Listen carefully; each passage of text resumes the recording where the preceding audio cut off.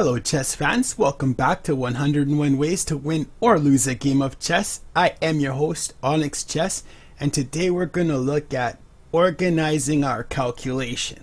Alright, so a lot of us, when we look at board positions, they're often quite complicated, they're often quite complex, and we just kind of, speaking for myself, fumble around, for lack of better words, until you find something that is good, or at least that looks, like it's not immediately losing. And then we go ahead and we play that move and hope for the best. So what this lecture is going to be about is really trying to get the most out of any of our positions. That we're not overlooking critical things that would have, say, prevented a needless loss, or that could have provided us the win that we deserved. So, in terms of our concern, chess is a logical game. Let's look at it logically. Does no good what you're planning if it's mate in one.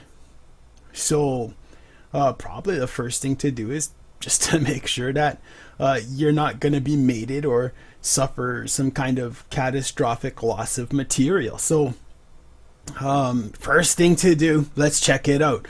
Hey, Black to move here. What's going on? Are there any attacks that we need to be concerned with? Now, this is actually a very simple position because there's not a lot going on.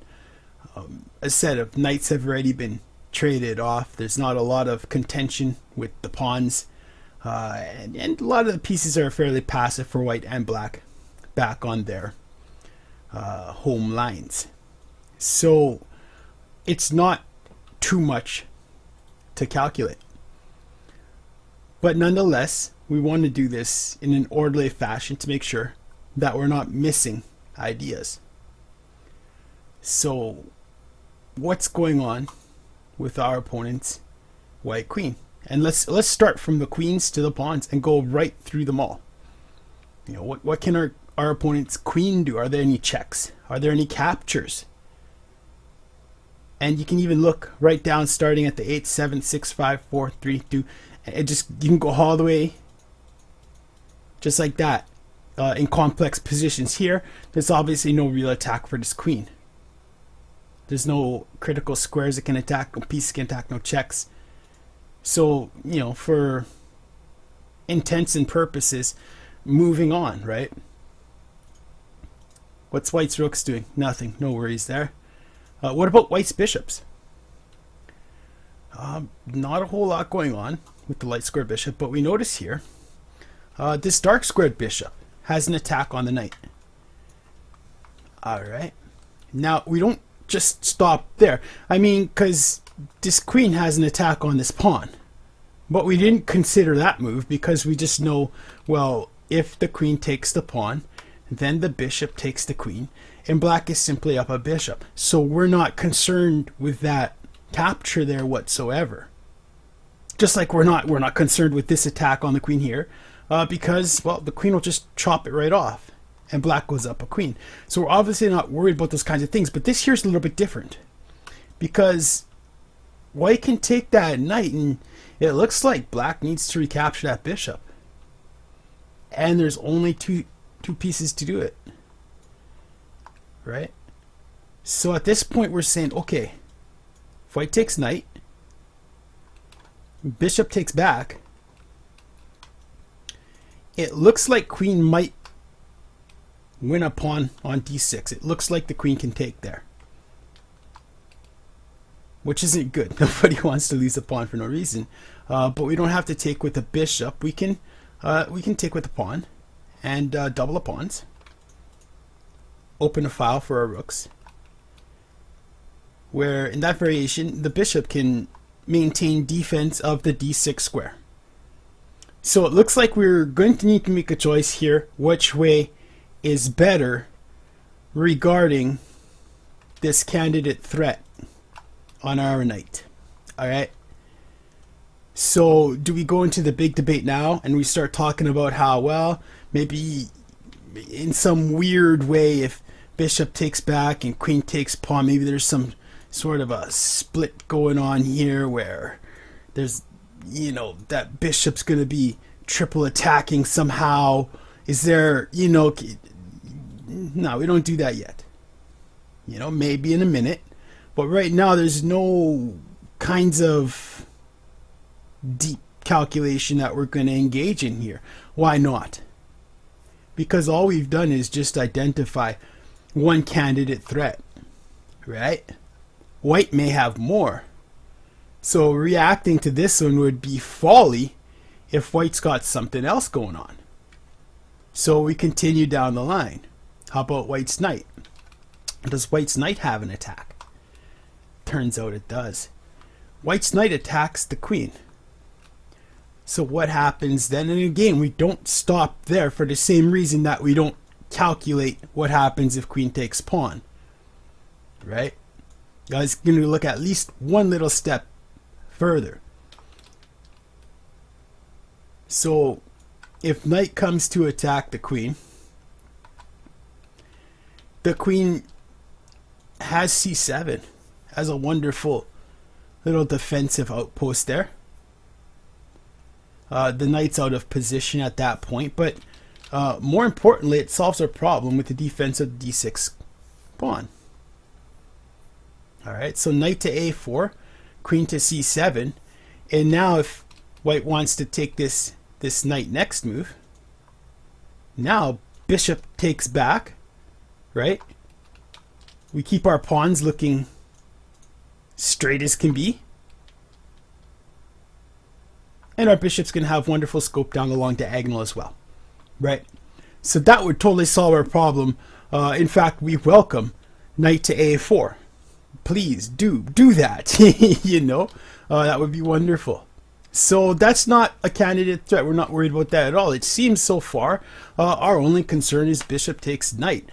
Then comes the pawn move as well. This attacks as well, but not really. It looks like it just goes up a pawn for black. It does open a file, but it's tough to see right now how white would prosecute that open file with good effect. It looks like it just drops a pawn.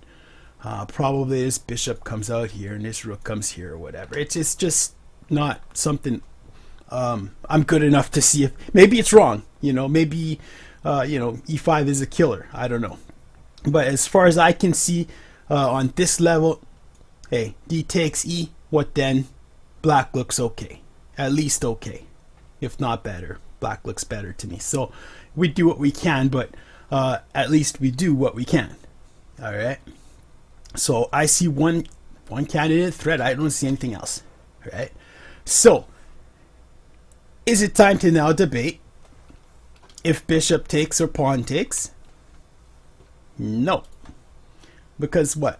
Because just like it makes no sense. I mean, and this is, again, stuff that I do, and this is definitely the next improvement I'll be making in my game. Up until now, I've had no problem with, having a big debate about which one here should attack, and let's go with that one, and la la la. No, like now it's something else needs to be looked at, which is attack. Right? Just like it makes no sense to overlook a mate in one for attacks that may or may not exist, it also makes no sense to calculate deeply on defensive themes or against defensive tactics of your opponent and completely miss attacks and completely not counteract or create your own pressure. Right? So we've done this defensive analysis. Now let's do an offensive analysis, again starting with the most powerful piece on the board, the queen. Remember, this is still a candidate move that we may have to calculate deep to understand thoroughly if we need to be taken with the pawn or be taken back with the bishop. But now's not the time for that in-depth calculation. Right now, all we really want to do is get to the second part of this, which is attacking. And to be clear, normally when we're looking at these kinds of threats here, bishop takes knight, the idea of calculating immediately is actually not unwarranted. It makes a lot of sense to understand what's going on here very well, certainly, because if bishop takes knight is next on deck, then there could very well be a move here that will not only stop us from having to double our pawns, or lose a, e6, like for instance, king to d7, right? Solves all our problems. King to d7, bishop takes knight, bishop takes bishop, right? d6 is protected. Then we have to look at this kind of stuff and what's going on there exactly. But you understand, it's something that deserves thorough calculation. Don't get me wrong. The point is, just not now. Let's not do that all right now. Let's not spend 5-10 minutes right now trying to resolve this tension here to best effect when we haven't even looked at the rest of the board. Do we have a checkmate in one? Did we even look for if we have a checkmate in one? You see? So that's the point. So we've done the defensive side of it. We've certainly identified a candidate threat that does need an answer. But let's be thorough. So now we do the same thing we've just done for our opponents for ourselves. I say maybe we have an attack that's going to make white react to what we want to do with the position. So we start with our queen. And we examine the scope of her effect. And we do the same thing. And we're just looking as invasively as possible, starting with the 8th, 7th, 6th, 5th. It turns out that, these squares are obviously all covered. Well defended by white. Those are not candidate moves. Those moves just lose a queen straight up. But that's not the only attack she has in terms of checks, in terms of captures, in terms of attacking pieces. When we look at this position, we notice that she also has a5 and c5 resources, which attack the bishop. Now, what's kind of happening there? This should be maybe considered candidate. Not so much a5, but candidate should be considered c5. Because after c5, interestingly enough, we resolve the defense of the d6 square, where if bishop takes knight, bishop takes bishop, we no longer have to double our pawns or lose the pawn on d6, assuming that our queen is good on c5 and can continue to protect d6 regardless of white's next move, which we would suspect would be possible, because even if a move like, say, knight to a4, the queen should probably be okay just scooting over to the e5 square and maintaining that protection on the d6 pawn. Now this needs to be calculated very carefully because there's other things going on in the position as well, but it's just to say queen to c5 is a candidate move. And more important than it being a candidate move is how we found it. You see, we actually found a candidate answer for the problem by researching the entire board. Just as easily, we could have been stuck. Bishop takes knight, bishop takes bishop. Don't want to double my pawn. Don't want to give up the d6 square. What to do? Okay, what solves that? Okay, king to d7 would maintain defense of the d6, and then with bishop takes bishop, bishop, bishop. But then I don't have a castle. But it does solve the problem. Okay, what else would solve the problem? Maybe we don't even see queen to c5. But even if we did, in that variation, we might say, yeah, I think queen c5 works better. Let's go with that or something. Let's give that a try. Yes, Maybe we even find the same move, but look what's going on here. When we cross-check our defensive candidates with our own offensive candidates, it's so obvious that queen c5 should then be played every time. Now, just as a candidate, we haven't calculated it whatsoever. I'm not saying queen c5 is the right move in this position. I'm not saying that at all. What I'm saying is look at the process.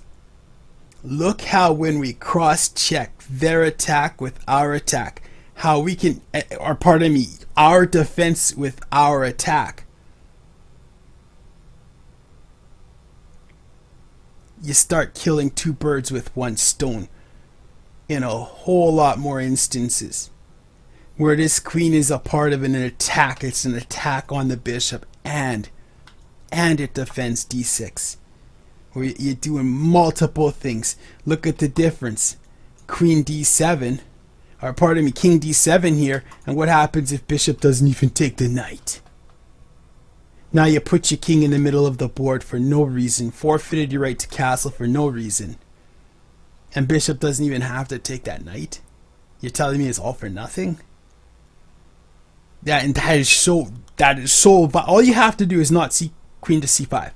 If you stick on the defensive viewpoint, all you have to do is not see queen to c5, and you've lost the game, or at least gone into great peril for absolutely no reason, because you're not thorough, you see? And that's what we want to do. We want to be as thorough as possible. So that's one attack. What else do we got going on here? No real attacks with our bishop on c8. It can be argued that maybe there's value in double preventing white's king from castling kingside. Certainly. Want to call it a candidate? Let's call it a candidate. No big deal. And the next one is our bishop, of course. Our bishop can attack white's bishop on b5 just by moving the knight anywhere. Alright. And these kinds of positions usually take maybe twice the time, because you've got not only the effect of the piece being discovered, which is this discovery attack on white's bishop, but of course whatever this knight is attacking as it moves up the board as well. So that's another candidate move, as well as is to move the knight. Next up, we've got our pawn moving to, say, d5. This would attack white's pawn in the center, and we would have to look at things like if it moves past and plays e5, if it captures and we capture back, with which piece should we do so, and so on. And so, yep, e5's candidate as well. So we've identified one candidate attack on our position. We've identified one candidate attack slash defense in our position. And let's say 2 because of the knight. And let's say 3 because of the pawn. So we begin the calculation. Right? We begin the calculation. And I don't really want to do this moving the pieces, but maybe just for the intents and purposes of the lesson, let's go ahead and start actually moving a few pieces just to make things more clear. So the one idea was to say, hey, let's move our queen to c5. Of course, bishop takes knight, bishop takes bishop. The most obvious attack, most forcing attack, knight to a4, which challenges the queen's defense of the d6 pawn. Probably moves like queen to b4 don't help us at all after c3 is played.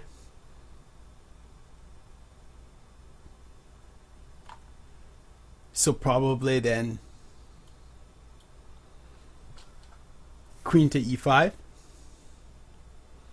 and that looks to hold fairly well. That looks to hold fairly well. Without another knight or a black bishop on the board, it looks like black gets to outpost that queen right in the center. Of course, we would have to examine ideas like checks as well. Probably after g3.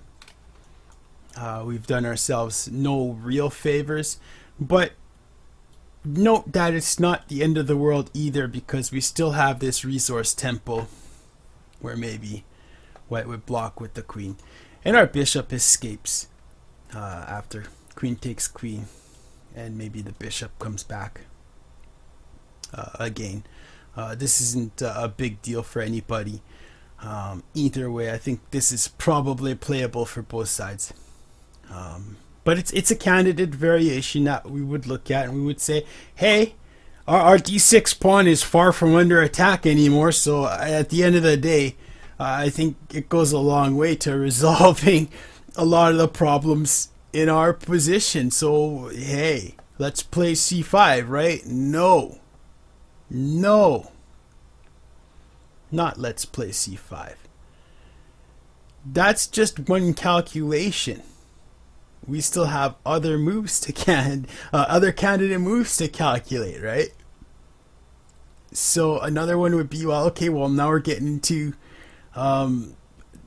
bishop a6. Yes, you can look at it, but it's not forcing. It's certainly not a forcing move in terms of tactics and calculating. It's probably not necessarily the kind of move that we would look at in this kind of a lesson. We're talking about organizing how to think about tactics, how to think about calculating.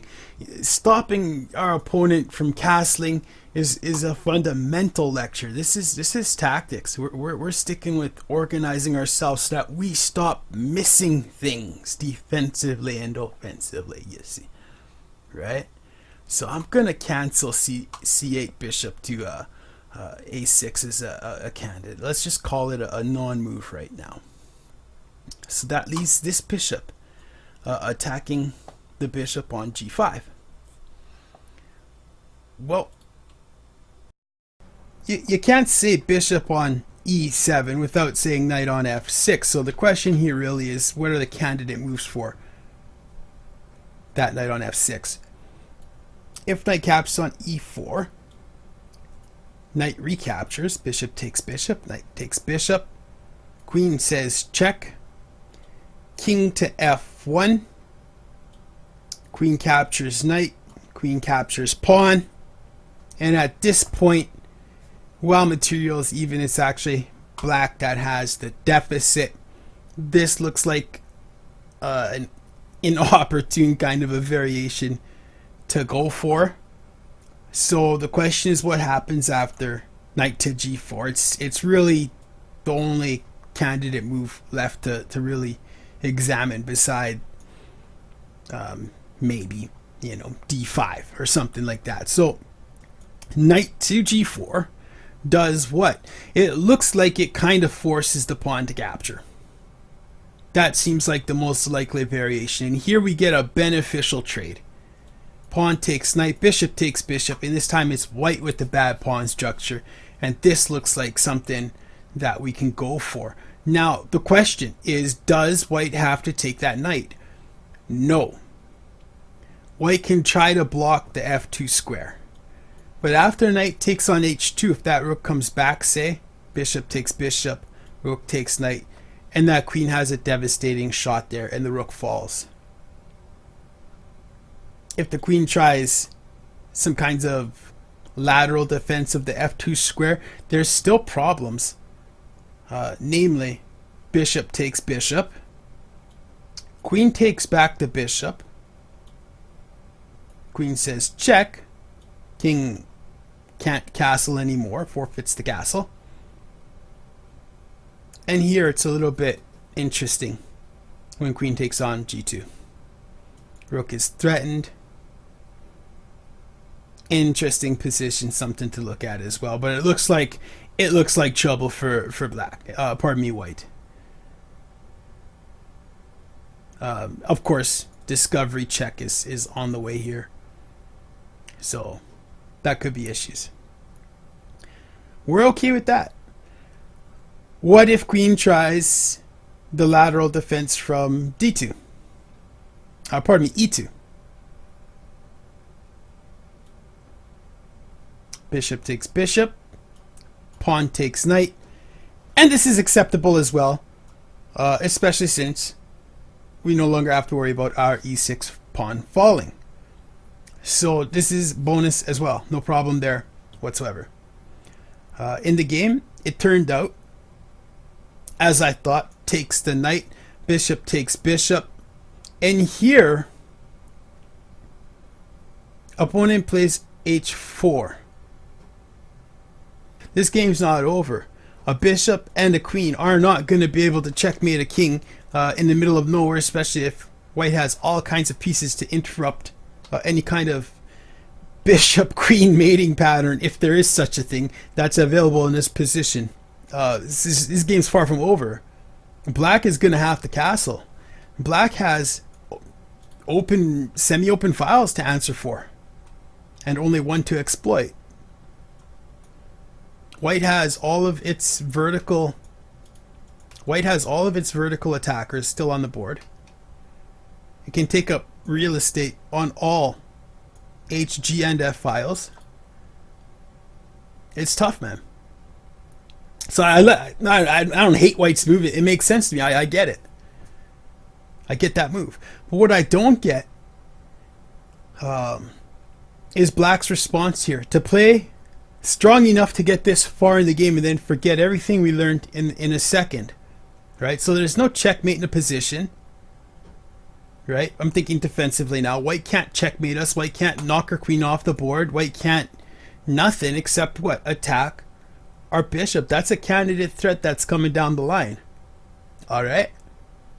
But do we have forcing moves? Do we have checks? Do we have captures? Do we have other things we can do in the meantime? Certainly. We have queen e3 check. Now this is what I played in the game, but that's wrong. Why? Because I didn't look at bishop takes h4 check. That's another check in a position. Check, all checks, all captures, all attacks. Really. It's not optional, it's something you have to do. Now, while I did actually look at, okay, bishop takes h4, rook takes bishop, end of story. That's as far as that went. Okay, queen e3 check. It's nah. It's not it. It's not. You have to go a little further. Just like queen e3 check might displace this king, I should be checking queen e3 for, is that gonna trap my queen somehow? Is that going to cause a bigger problem somehow? What's going on here? Turns out queen e3 is completely safe. But I didn't go back and calculate bishop h4, which I really should have. Bishop takes pawn, rook takes bishop, queen says check. If king d2, queen says check, and that rook falls. If king e2, queen g2 check. If king back, queen g3 check. Rook falls. If king touches the third, queen g3 check. Rook falls. So in this variation here, that's a poisoned bishop. Black has got to move, White's got to move that king. This is completely winning for black. It must be. It must be. Because queen's coming to f2 next. Tough to see how white survives, right? So that's a big mistake. And this is not deep. And that's why I want to get across. This is not deep. You're telling me you can't see? You can't see how bishop h4 is completely winning? Completely? This is all, because it's all forced. Check. Takes. Check. Has to go to the second. d2. Check. e2. Check. King back. Check. King forward, check. That's not too much. That's probably my limit. I can't probably do a whole lot more. I'm going to be sitting there thinking, his king is going to run and get safe, or somehow something's going to block it, and then it's over and I don't get the rook, and maybe my queen's trapped. And I would find a way to talk myself into deciding that this variation is actually harmful for me, much less game winning. You see? But that's just a hurdle that it needs to be overstepped. You can't, keep, shallow analysis as a static fixture in your calculation. That won't go. That's an important tool. Everybody else is using it. Why can't you? Right? So that's a big mistake, and I regret that. It's too bad I couldn't do this lecture having had found bishop takes h4, because that would have been a killer move. It would have been proof of growth. You see? Maybe next time. Moving on. I did play queen e3 check. White blocks with queen. I'm lucky. Again, if white had blocked with that knight, tough times ahead maybe. Probably black's still better, but it could have been a tough game after that, right? So, white did take with the queen. So what now? Once again, what's white's candidate threats? Well, can hit my queen, can hit my bishop, and he checks and he checkmates. What's going on here? Not too much. Okay. So black decides on another forcing move, and the idea behind this was to either displace the king from the castle, or force a move, queen f2 blocking the check. After queen f2 blocking the check, a beautiful check here, where if king takes bishop, queen takes queen. And of course, queen can't take bishop because she's pinned against the king. So that's kind of a cool move. White's in check, has to move the king. And now, once again, we're looking at the system. Let the system work for you, right? So we start again with the first, are we under severe attack? Right now, you should be asking the question about how important your e6 pawn is. Before we continue with the attack, hang on a sec. How important is that e6 pawn? No, we don't start. We don't start with the attack first. Forget that. Forget that mess. Because you're done. If in your mind anything in your variation involves this pawn having to go to e5, bang! Now you're in trouble. Now, I mean, obviously, king probably moves and gets out of it, but it's just to say that's how quickly checkmates happen if we neglect the defense. So we should be understanding that the e6 pawn may be fairly important to our defense, so that this bishop can't communicate with the queen on the f7 square. Alright, so that's why we start there. And we see that pawn is there, and we're okay. So there's no checkmates, there's no nothing. Hey, alright, what's going on? We got some good moves here that are forcing, some good moves here that are controlling. Is there something that we can do that's to our benefit, that's going to cause us to act and our opponent to react to us? And the answer is yes. But how do we know? So here's how we know. The problem in this position is that this queen is actually attacking two pieces, right? There's a move, like let's say queen to e3. After queen to e3, there's a mutual defense of the bishop and the queen, and we're going to get the traits of material off in a position that's probably better. Materially equal, but white's going to have some pawn weaknesses to answer for, whereas black's pawns are as solid as can be. So that's one candidate move, I think. Yeah, maybe it's not great though, but it's certainly not losing. It gets rid of white's attacker.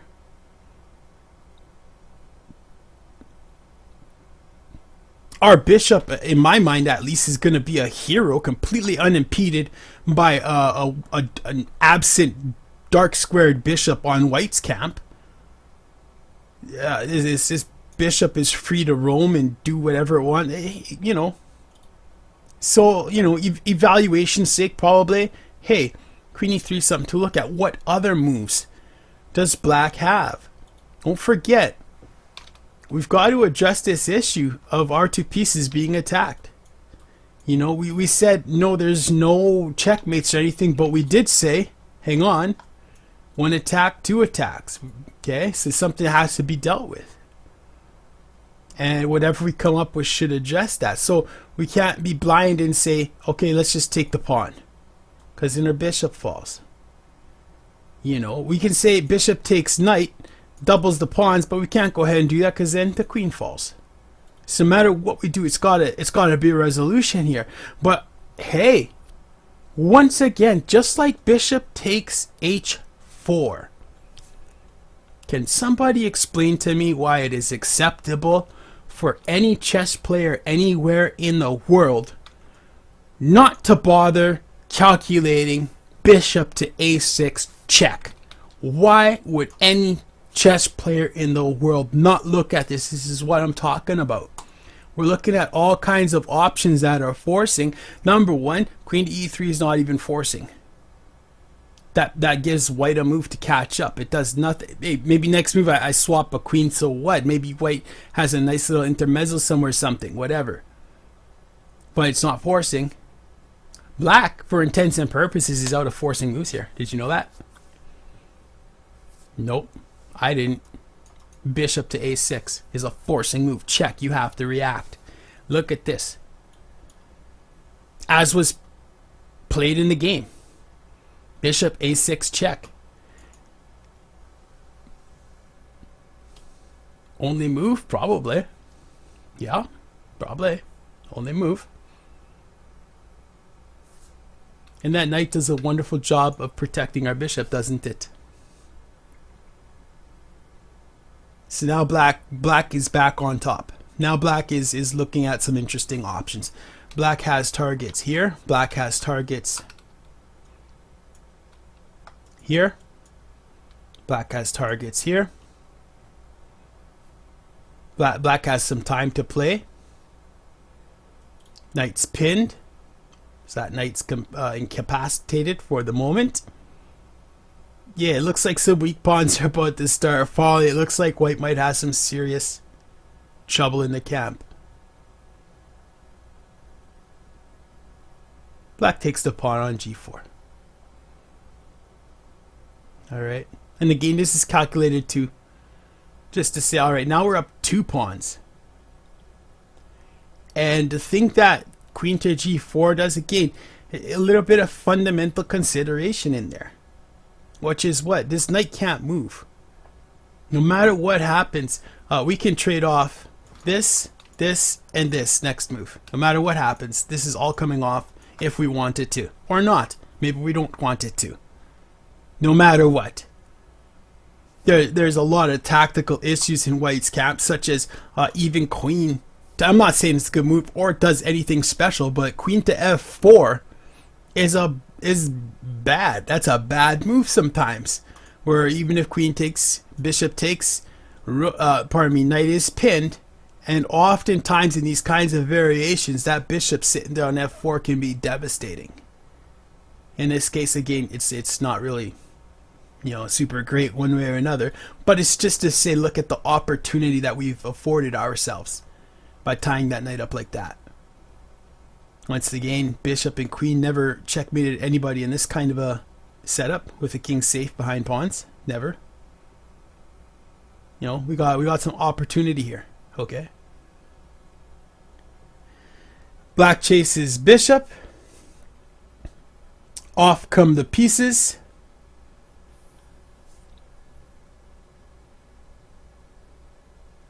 Not sure. Not sure about g3 there. Nonetheless, this defense is set up as safe and as sound as can be, and black goes on to win this game. Notice something in the position. If this is called a backwards pawn, then I want this called a forward's bishop. Alright, there is no pawn that can ever come up the board to harass that bishop from its spot. Not gonna happen. On top of it, white's got the wrong color bishop. On top of it, there's no knights to attack it from anywhere. No, that's about the most safest, most outposted permanent nuisance I've seen in a position in a long time, and that's called a forward bishop. I may have come across that term indirectly and not realized it, but as far as I'm aware, this is the second time I invented that term, and this time it's on tape, so I'm not forgetting. But hey, if somebody else came up with that first, good on them. They invented it first, but I invented it second, unless I heard it and it stuck in my subconscious mind and I'm accidentally plagiarizing, which I apologize for.